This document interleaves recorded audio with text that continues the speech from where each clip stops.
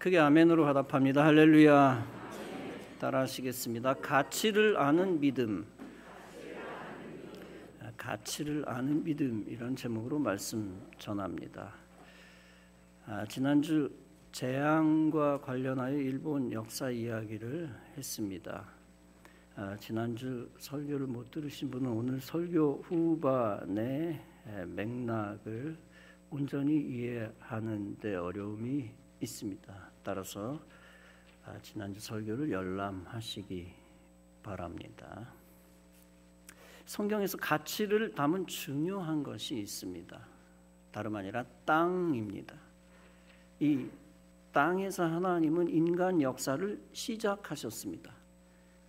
하나님이 주신 최초의 땅이 에덴입니다. 이 세상에서 가장 가치 있는 땅이었습니다. 에덴은 물이 풍부한 아름다운 땅이었습니다. 에덴의 중앙 부분에서 물이 시작되었습니다. 그 수원은 동산 전체를 적셔 비옥하게 했습니다. 그뿐만 아니라 네 방향으로 흘러 네 강의 근원이 됩니다. 하나님은 아담과 하와를 지으시고 그곳에 살게 하셨습니다. 그러나 그들은 하나님이 주신 첫 번째 계명을 어겼습니다. 그 파괴 범죄로 말미암아 인간은 하나님으로부터 단절되었습니다. 더불어 인간과 인간 사이도 단절되었습니다. 동시에 땅으로부터 추방을 당하게 되었습니다. 아담과 하와는 자신들이 있던 땅의 가치를 몰랐습니다. 모르기 때문에 마귀가 다른 가치를 제시할 때 속았습니다. 그리고 속은 대가로 그 땅에서 쫓겨났습니다. 그들은 가치를 아는 믿음을 상실했고 동시에 역시 낙원을 상실했습니다. 낙원의 가치를 모르는 자는 낙원을 잃어버린 후에 그 가치를 알게 됩니다. 하나님은 아브라함에게 명령하셨습니다. 본토 친척 아비집을 떠나 하나님이 지시하는 곳으로 가라는 명령입니다. 하나님은 왜 그가 있는 땅을 버리고 새 땅으로 가라 명령하셨을까요? 지금 그가 있는 땅은 편하고 익숙한 땅입니다. 그러나 하나님이 그에게 지시한 땅이 더 가치 있다는 것입니다. 아브라함은 믿음으로 순종했고 새 땅을 향하여 나아갔습니다. 그로 인하여 아브라함은 성경의 역사를 열었고 복의 근원이 되었습니다. 성경은 많은 경우 사람의 생각과 하나님의 생각이 다른 것을 드러냅니다. 사람이 보는 땅의 가치와 하나님이 보시는 땅의 가치가 다르다는 것입니다. 이스라엘 백성들이 애굽에서 탈출해 해방되었습니다. 하나님은 그들에게 약속의 땅을 가르쳐 주시고 지시하시고 명령하셨습니다. 너희는 약속의 땅으로 나아가 그 땅을 차지하라. 왜냐하면 그 땅은 하나님이 정하신 가장 가치 있는 땅이기 때문입니다. 그 땅의 가치를 모르던 일부 백성들이 있었습니다. 그들은 그 땅이 왜 중요한지 납득할 수가 없었습니다.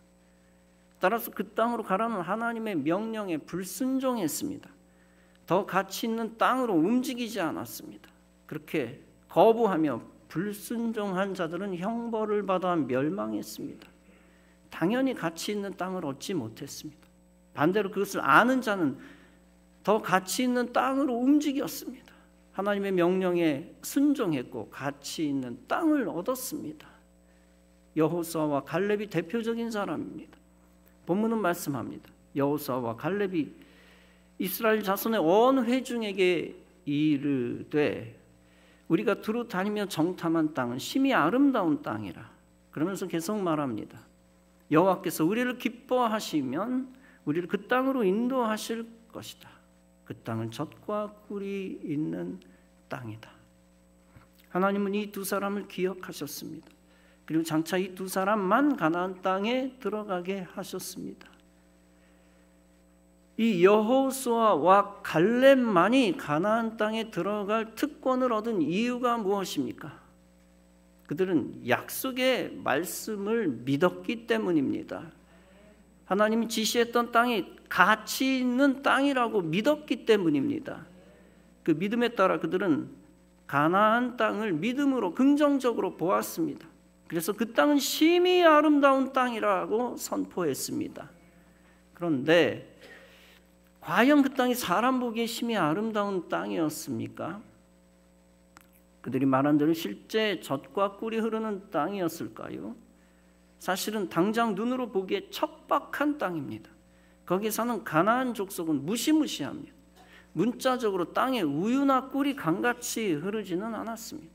그렇다면 여호수아와 갈렙의 과거에 받았던 정보는 거짓 정보입니까? 그들이 받은 정보를 선포한 것은 거짓말입니까? 결코 그렇지 않습니다.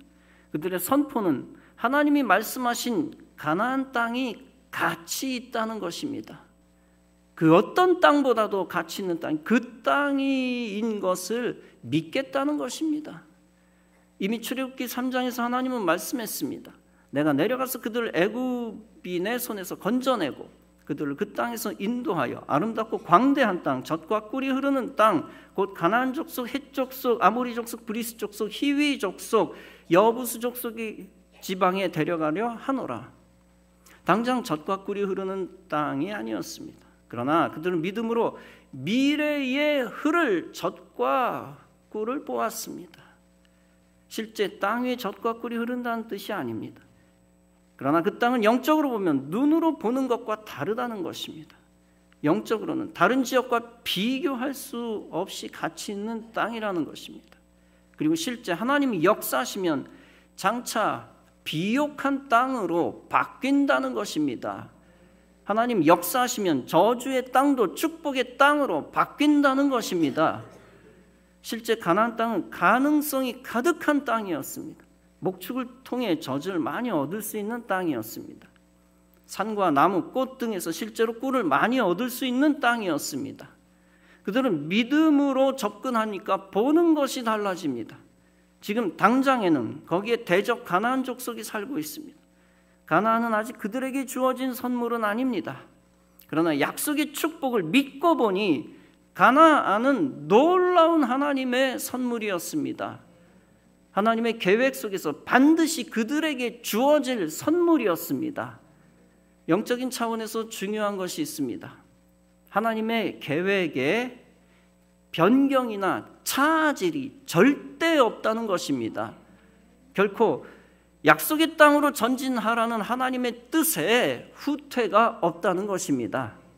그들은 사실 그것을 알았고 가나안 땅의 가치를 알았습니다. 따라서 그들은 그저 하나님의 계획에 무조건 순응하겠다고 결심합니다.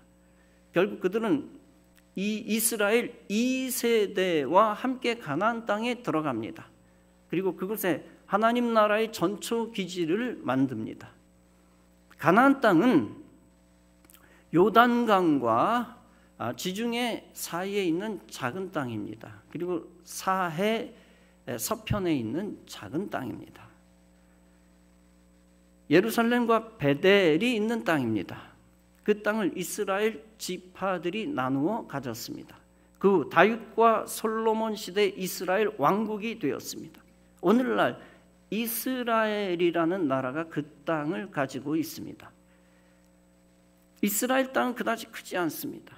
우리나라 남한의 5분의 1입니다.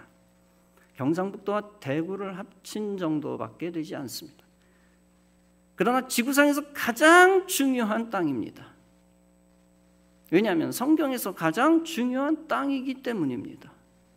그리고 지구 종말 때까지 지구상에서 가장 중요한 땅으로 남을 것입니다.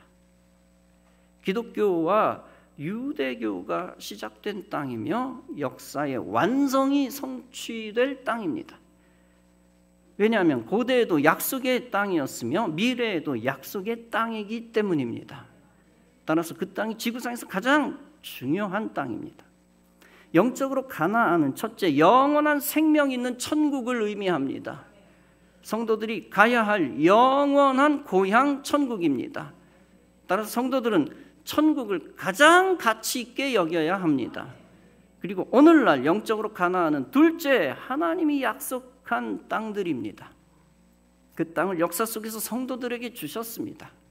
그 땅은 나라일 수도 있고 도시일 수도 있고 교회일 수도 있습니다. 오늘날 하나님이 우리 교회에 주신 가장 가치 있는 가나안 땅이 있습니다. 그것은 다름 아니라 성전 건축 중인 제2성전터입니다. 그 땅은 비록 300평 정도밖에 되지 않는 작은 땅입니다. 그러나 김철한 감독 목사님의 말씀처럼 지방의 3,000평보다 귀한 땅입니다. 단순히 지방 서울을 구별하는 차원이 아닙니다.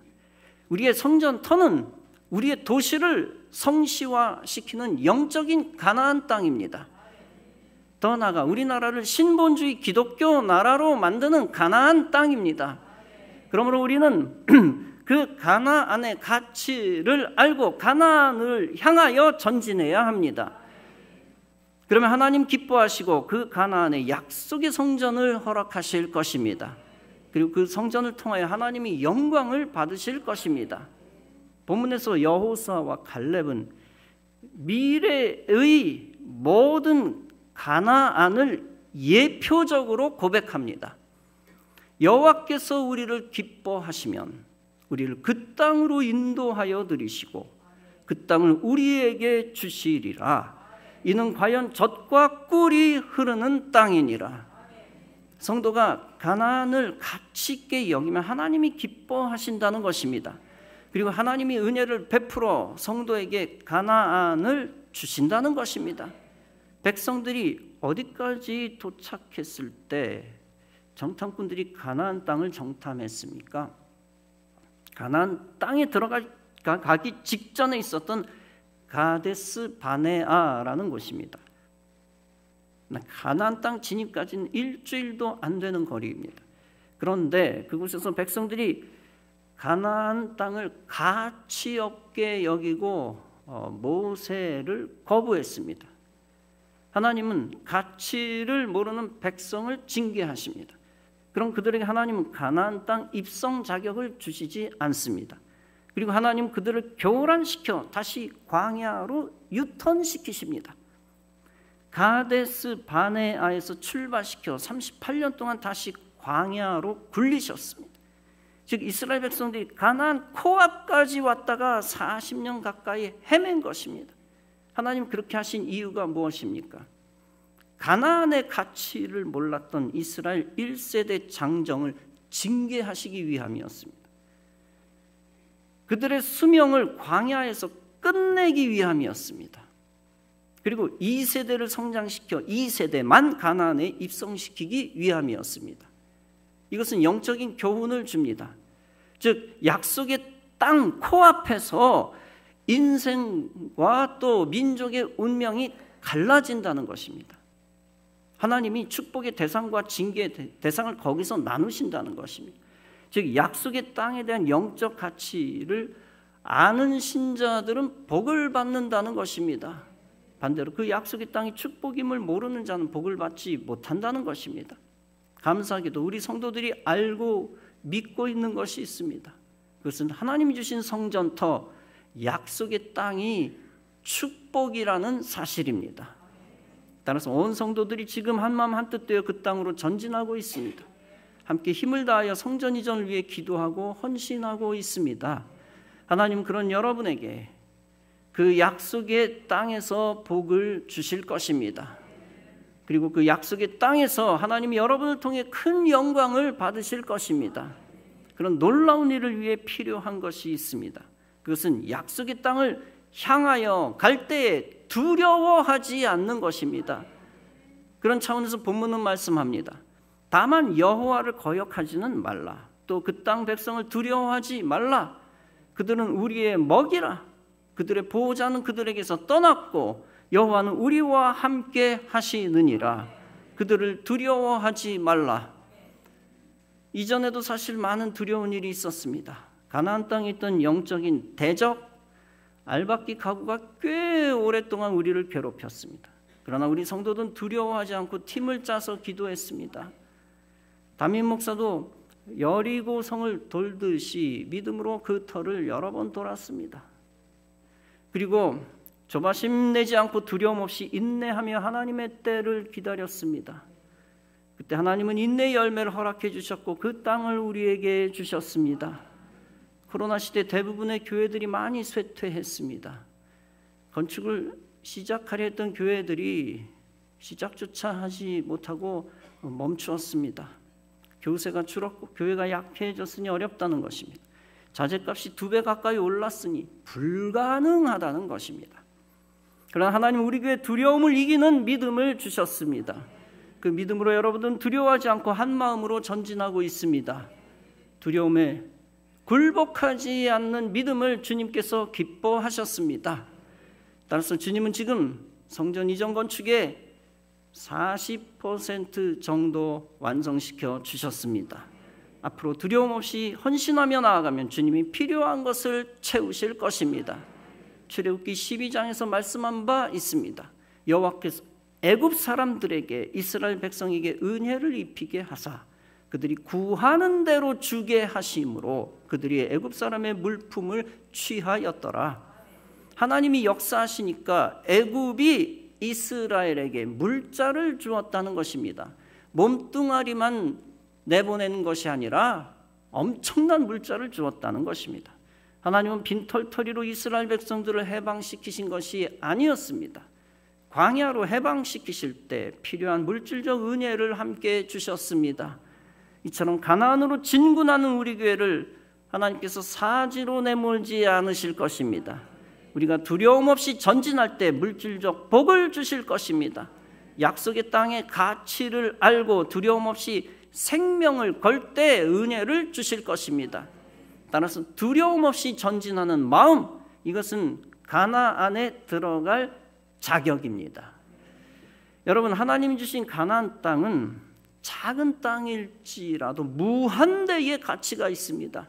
그 가치를 아는 자는 그 땅을 지키기 위해 생명을 겁니다. 결국 약속의 축복을 얻고 하나님의 뜻을 이룹니다. 작은 섬이 큰 땅과 비교할 수 없는 가치를 가진 경우가 많습니다. 독도는 손바닥만한 땅입니다. 그러나 그 작은 섬은 천문학적인 가치를 지녔습니다. 어마어마한 해양 경계선을 확보합니다. 그 해양에 천연 자원이 숨어 있다는 추측이 우세합니다. 우리가 독도를 가지고 있는 이유가 무엇입니까? 가질 수 있었던 이유, 두려움 없이 독도에 사람을 정착시키고 실효 지배하고 있기 때문입니다. 독도를 위해서는 일본과의 전쟁도 불사하기 때문입니다. 지난주 해방에 관한 이야기를 잠깐 했습니다. 일본의 핵무기가 떨어져 아시아 국가들이 해방되었다는 이야기입니다. 그런데 그 핵무기 공격이 있기까지 굉장히 중요한 사건들이 있었습니다.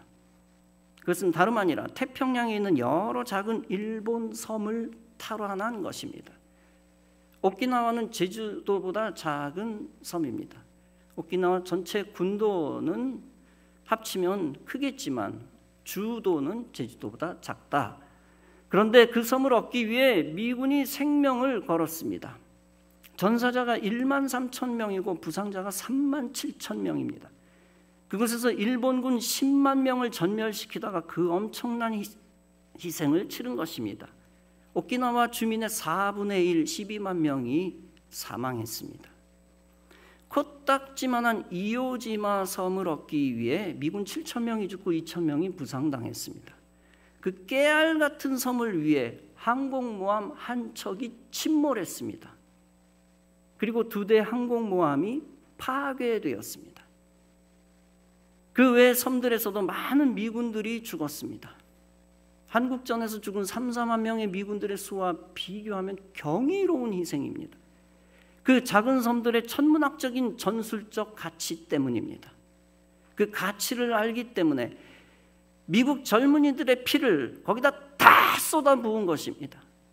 오키나와 전투 중 군인과 민간인의 희생은 원폭 사용 결정에 영향을 주었습니다. 그 피로 인하여 대규모 폭격의 교두보를 얻었고 일본은 패망했습니다. 현재 동아시아에서 가장 중요한 작은 땅이 둘입니다. 가장 중요한 땅은 중국 지척에 있는 대만입니다. 타이완. 둘째로 중요한 땅은 우리나라 대한민국입니다. 정확하게는 남한. 이 둘은 작은 섬과 같습니다. 대만은 미국, 일본, 유럽, 호주가 포기할 수 없는 작은 섬입니다. 그런 대만의 가치를 중국이 더 잘 알고 전쟁하겠다고 협박합니다. 그 협박에 대만 국민들이 양분되었습니다. 그때 최근 대통령 선거에서 친중 후보가 승리할 것처럼 보였습니다. 그는 반전 포퓰리즘을 사용했기 때문입니다. 그러나 뚜껑을 열어보니 친미 후보가 승리했습니다. 그 이유가 무엇입니까? 중국이 전쟁 협박에 대한 협박에 대만 국민들이 굴복하지 않았기 때문입니다. 두려움 없이 돌진하니까 오히려 중국이 의외로 유화책을 내놓았습니다. 우리나라는 삼면이 바다로 둘러싸여 있고 북과는 왕래가 안 됩니다. 쉽게 말하면 동북아의 작은 섬입니다. 섬이죠. 완전 섬입니다. 섬 같은 대한민국이 서방 국가들의 대만만큼 중요하지는 않습니다. 그러나 영적으로 보면 그 중요성은 정반대입니다. 우리나라는 지구상에서 최대 기독교 국가입니다. 지구상에서 실제 최대 기독교 국가입니다. 따라서 하나님이 가나안 땅처럼 가치 있는 나라로 삼으실 것입니다. 집약적이지만 가치가 있는 겁니다. 세계 그 어떤 나라보다도 가치 있는 땅이 대한민국입니다. 그러므로 우리 기독교인들은 우리나라를 가치 있게 여겨야 합니다. 그리고 생명을 걸고 한마음 되어 공산 세력으로부터 나라를 지켜야 합니다. 공산 세력은 가나안 땅의 대적과 같습니다. 굉장히 많은 반기독교 공산주의 정치인이 국회에 깔려 있습니다. 심지어 여당에도 몇몇 있습니다. 그러나 그들의 뱀 같은 실체는 서서히 드러날 것입니다. 다행히 하나님은 지난주 하나씩 그들의 실체를 드러내고 계십니다. 윤아무개 정치인이 국회에서 김정은 전쟁관을 수용해야 된다고 주장했습니다. 북한이 전쟁 일으켜서 통일이 되고 평화가 오면 받아들여야 된다고 외쳤습니다. 북한의 사상은 정의롭기 때문이라는 겁니다. 북한의 하수인임을 노골적으로 커밍아웃한 겁니다. 북한과 러시아와 중국 간의 무기 거래가 진행 중입니다. 이것은 누구도 말릴 수 없는 마귀적인 그들의 리그입니다. 이러한 삼국에 우리나라 굴종적으로 숙여 굴복하면 어떻게 될까요? 그들은 대한민국이라는 섬을 이념 속에서 완전히 종속시킬 것입니다. 동북아 공정 속에서 중국은 자기들의 영토처럼 북을 접수해 놓았습니다. 그리고 북체제를 통해 남조선, 즉 남한을 접수 중에 있습니다. 중국, 러시아 입장에서 북조선은 자유주의 쓰나미를 막아내는 방파제입니다. 자유민주주의 벨트를 막아내는 유일한 완충지대입니다. 그들 입장에서. 그 완충지대를 기반 삼아 북조선 중심의 거짓 평화통일로 남한을 접수합니다. 접수되면 영적 제사장 국가인 우리나라는 가나안의 가치를 잃게 됩니다. 이때 하나님 나라 백성들은 주어진 사명을 잃어서는 안 됩니다. 반드시 두려움 없이 하나님 나라 기상으로 가나안을 지켜야 합니다. 가치 있는 가나안, 이 땅을 지킬 때 이 가나안은 자유의 나라가 될 것입니다. 그러면 작은 섬과 같은 대한민국을 하나님이 종말 때까지 사용하실 것입니다. 과거 핵무기로 얻어맞은 일본은 종말 때까지 어떻게 될까요? 멸망하지 않는 한 영원히 미국과 연대할 것입니다. 결과적으로는 열강에 의해 일본은 대륙 진출길이 영원히 막혔습니다. 그런 일본은 방어적으로 영원히 해양벨트에 연대하여 머물 것입니다. 그런 틈에 낀 섬나라 대한민국은 전체주의에 맞서 자유주의를 지켜야 합니다. 그냥 지킬 것이 아니라 가나안의 가치를 교회와 함께 붙들어야 합니다. 그리고 이 땅의 성도들은 백성을 선도하며 두려움 없이 목숨을 걸어야 합니다. 그때 하나님이 이 나라와 교회와 천국 백성을 지켜주실 것입니다. 그리고 하나님이 천국 백성을 사용하셔서 하나님 나라를 세울 것입니다. 본문은 말씀합니다. 온 회중이 그들을 돌로 치려 하는데 그때 여호와의 영광이 회막에서 이스라엘 모든 자손에게 나타나시니라. 가나안 땅에 있던 우상은 아스다롯, 아세라입니다. 그 땅에 있던 우상 숭배 족속은 아말렉, 아모리, 히위 등입니다. 그리고 그들 편에 있는 자들은 모세를 대적하는 백성들입니다. 그 악의 세력은 오늘날 나라 안에도 있고 제국의 열강 가운데도 있습니다. 그들이 하나님의 백성과 나라를 치려 합니다. 그러나 하나님은 하나님의 백성과 나라 편을 들어주실 것입니다. 지켜주시고 대적을 이기게 하시고 복을 주실 것입니다. 그리고 하나님의 영광이 교회에서 성도들에게 나타날 것입니다. 사랑하는 성도 여러분, 이 시대에 필요한 성도는 가나안 땅의 가치를 아는 성도입니다. 그 가치를 알고 가나안 족속을 대적하는 성도입니다. 그런 가치를 알고 두려움 없이 가나안으로 전진하는 성도가 되시기 바랍니다. 그리고 하나님이 약속한 가나안을 얻고 지키는 그리스도의 용사가 되시기 바랍니다. 그런 성도와 용사가 되어 하나님 주신 가치 있는 교회와 나라를 세우고 지키고 하나님께 영광 돌리는 여러분 다 되어지시기를 주님의 이름으로 축원합니다. 기도하시겠습니다.